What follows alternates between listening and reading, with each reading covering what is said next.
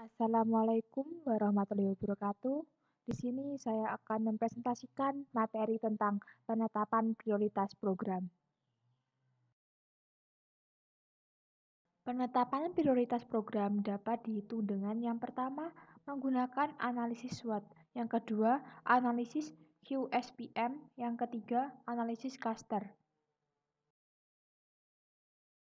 Yang pertama yaitu menggunakan analisis SWOT. Kunci utama dalam menyusun rencana terpadu adalah berbasis pada wilayah atau kawasan. Wilayah atau kawasan yang dimaksud merupakan lokasi di mana infrastruktur bidang PUPR akan direncanakan dan dibangun. Kriteria keterpaduan rencana terpadu pembangunan bidang PUPR menjadi pertimbangan yang tidak dapat diabaikan, yaitu fungsi, lokasi, besaran atau volume pekerjaan, waktu, dan besaran dana atau anggaran. Kriteria keterpaduan rencana terpadu. Yang pertama yaitu fungsi. Merupakan gambaran di lapangan ketika infrastruktur bidang PUPR berjalan sesuai dengan rencana, yaitu ketika dapat dimanfaatkan oleh pengguna. Contohnya, air minum telah mengalir hingga kepada rumah tangga pengguna atau konsumen.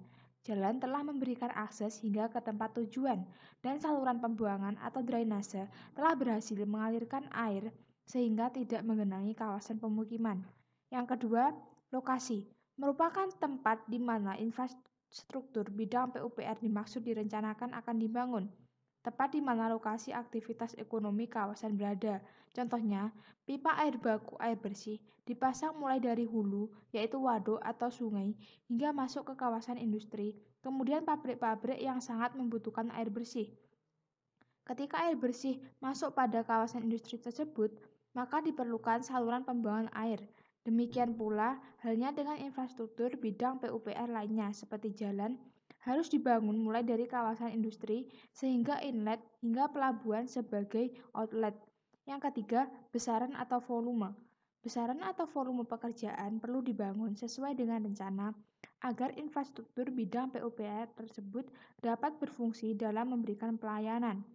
Besaran yang dimaksud yaitu luas, panjang atau lebar, kapasitas, unit atau jumlah satuan agar tidak ada investasi yang berlebihan atau kekurangan besaran sehingga infrastruktur bidang PUPR dimaksud tidak berfungsi dengan baik.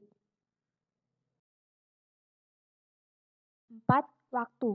Pengembangan infrastruktur bidang PUPR harus dilakukan sesuai dengan waktu yang telah direncanakan agar tidak terjadi keterlambatan pengembangan wilayah atau kawasan atau investor tidak dapat berproduksi setelah menanamkan investasinya atau bahkan produk yang tidak dapat disalurkan sampai ke konsumen. Yang kelima, besaran dana atau anggaran. Hasil perkalian antara besaran atau volume pekerjaan dengan unit cost yang berlaku di lokasi di mana infrastruktur bidang PUPR akan dibangun. Manfaat keterpaduan. Yang pertama yaitu menghindari dan mencegah loss opportunity atau hilangnya peluang. Yang kedua, memperoleh mutually benefit atau manfaat yang berlipat ganda. Yang ketiga, terjadinya percepatan pertumbuhan kawasan sebagai akibat dari impacting each upon another atau satu infrastruktur akan saling memberikan dampak yang pada akhirnya memberikan multiple benefit atau manfaat ganda. Keterpaduan pembangunan infrastruktur bidang PUPR tidak hanya infrastruktur yang menjadi kewenangan pemerintah pusat, tetapi juga infrastruktur yang menjadi kewenangan pemerintah provinsi dan pemerintah kabupaten atau kota. Untuk itu, pembagian urusan diatur dalam lampiran Undang-Undang Nomor 23 Tahun 2014. Yang kedua yaitu analisis QSPM atau analisis kuantitatif strategi planning metric. QSPM merupakan alat analisis yang digunakan untuk memutuskan strategi yang akan digunakan berdasarkan kemenarikan alternatif-alternatif strategi yang ada. Perhitungan QSPM didasarkan pada input dari bobot matrik internal eksternal serta alternatif strategi pada tahap pencocokan.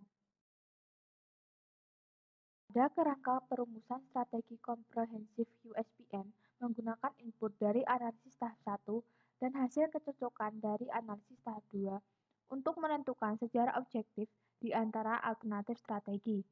Secara konsep, USPM menentukan daya tarik relatif dari berbagai strategi berdasarkan seberapa jauh faktor keberhasilan, kunci internal dan eksternal dimanfaatkan atau diperbaiki.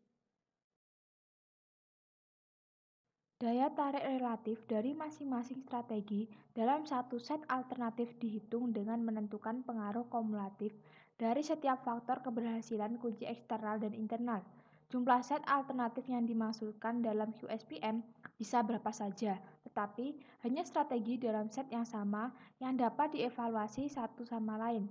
Seperti satu set strategi dapat mencakup diversifikasi konsentrik, horizontal, dan konglomerat.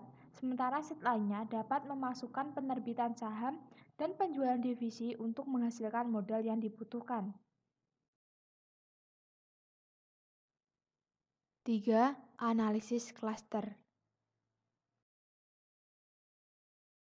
Metode analisis cluster merupakan metode pengelompokan wilayah atau objek berdasarkan karakteristik yang sama atau homogenitas dari sejumlah kriteria atau multivariabel.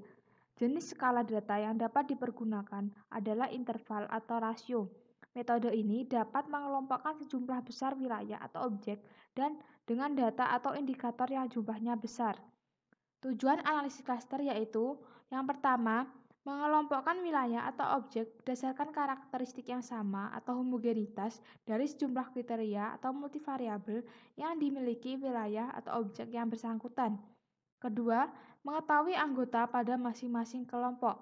Yang ketiga, mengetahui karakteristik masing-masing kelompok. Dan yang keempat, mengetahui jarak masing-masing kasus terhadap rata-rata atau senter kelompok.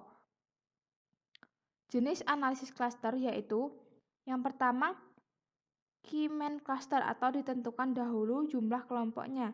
Yang kedua, hierarchical cluster atau jumlah kelompok belum ditentukan terlebih dahulu. Latihan soal yang pertama yaitu manfaat optimal apa yang akan dicapai bila perencanaan pembangunan infrastruktur bidang PUPR dilakukan secara terpadu. Jelaskan. Yaitu yang pertama, menghindari dan mencegah loss opportunity atau hilangnya peluang. Yang kedua, memperoleh mutually benefit atau manfaat yang berlipat ganda. Yang ketiga, terjadinya percepatan pertumbuhan kawasan sebagai akibat dari impacting each upon another atau satu infrastruktur akan saling memberikan dampak sehingga dapat memberikan multiple benefit atau manfaat ganda. Soal yang kedua yaitu, jelaskan dampak yang akan terjadi jika satu infrastruktur bidang PUPR tidak dapat dibangun sesuai rencana.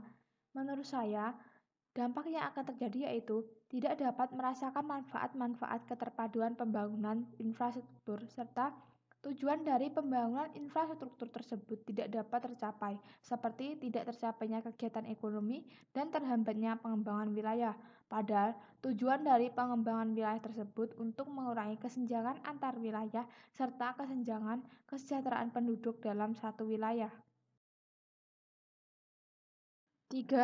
Dukungan infrastruktur bidang cipta karya apa saja yang dibutuhkan oleh sebuah kawasan dengan tema pariwisata. Tuliskan secara berurutan sesuai dengan ranking prioritasnya.